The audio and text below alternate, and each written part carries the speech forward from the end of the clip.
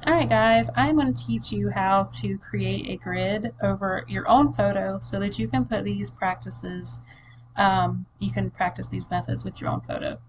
So what we're going to do is, I have an iPhone. I'm not exactly sure of any apps that are available on an Android phone. I apologize for that.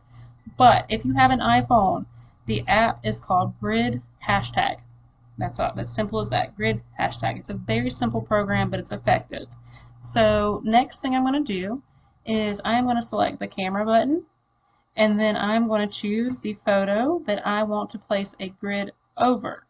So as you see, it went ahead and placed a grid on my face here, but I can go into these settings, which was the little lines with the dots, and I can go in and choose different things, like how thick do I want those lines to be. I'm going to take it up to at least a 3.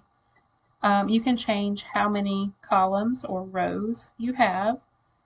This is important so that you can create an actual square grid, because we're going to be working within a square. We want it to be, we want your photo to be gridded in a square as well and not rectangles. So you need to pay attention to that as well, but it's really easy to change.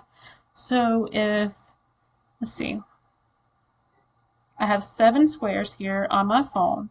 If you need more than that, you can go into this and you can tell it that you want it to have, let's try 8 columns instead. So I'm going to save that, and that changed it to where there's 8 squares instead of the 7. So it really did make a difference. But you want to choose how you want those lines to fall.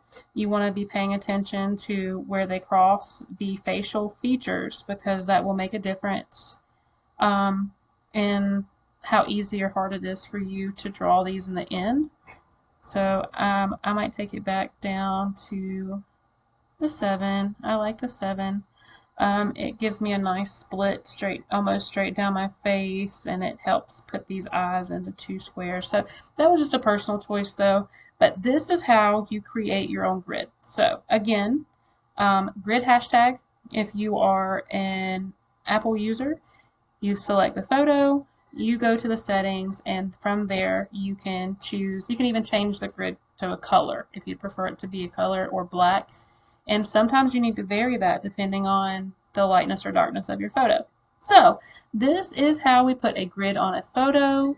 You can, there is an online, if you have a PC, you can go online and search for Grid My Photo, and you can use an online grid as well.